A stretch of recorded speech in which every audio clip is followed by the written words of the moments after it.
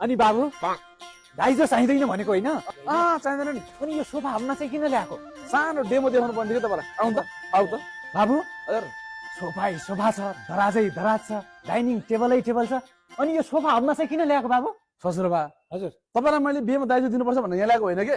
मानिलिउँ तपाईँले बिहेमा यो दियो शानदार सोफा गिफ्ट गर्नुभयो अरे यो सोफा कहाँ राख्ने घरमा म कहाँ जानु पर्यो अफिस अफिस त जानु पर्यो है अफिसमा पनि यहीँबाट लगेको सोफा छँदैछ सोफा पनि घरमा तपाईँको छोरी पनि घरमा आखिरमा मेरो नाम मात्रै हो क्या काम लाग्ने त तपाईँकै छोरीलाई हो नि त्यो सोफा त होइन एक नम्बरको अल्छी सुत्यो नि भयो उठे पनि भयो चार्ज गर्न कहीँ जानु पर्यो हेर्नु चार्ज गर्ने ठाउँ पनि यही छ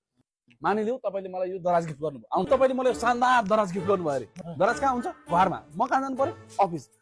अफिस त जानै पर्यो होइन अब लुगा पनि सबभन्दा धेरै तपाईँकै छोरीको हुन्छ उसैको लुगाले भरिने हो दराज पनि हो कि मेरो त के छ र दुईटा टी सर्ट तिनटा गन्जी एउटा पाइन्ट त्यो त झोलैमा हाल्नु अफिस लाने गरेछ मैले दराज पनि तपाईँकै छोरीले काम लाग्यो होइन भन्नु त दाइको चाहिँ मलाई चाहिँदैन फेरि लाउनुहोस् त अगाडि मानिलिउँ तपाईँले मलाई डबल बेड खाट गिफ्ट गर्नुभयो खाट कहाँ हुन्छ घरमा म कहाँ हुन्छ उही अफिसमा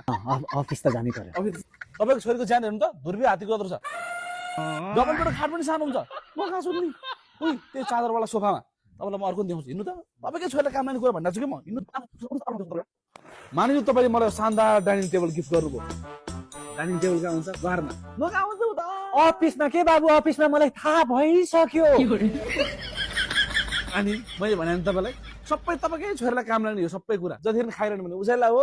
सबै सामान तपाईँकै छोरीलाई काम लाग्यो नि त मलाई दाइजो साइजोमा कुनै इन्ट्रेस्ट छैन दाइजोको त म पुरै साथमा हो क्या ए बाबु भनेपछि दाइजो चाहिएन चाहिँदैन अनि यो छोरी पनि किन चाहियो यो सोफाको सबै सामान मलाई मन पर्यो छोरी पनि घरमै राख्छु यो सामान पनि घरमै राख्छु म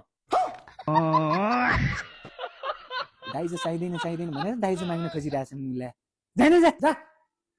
जाने भने सामान छोरी घरमै राख्ने घर चाहिँ मार्नु मिल्छ त तँलाई मुला एक दिन्छु अनि नयाँ दिन्छु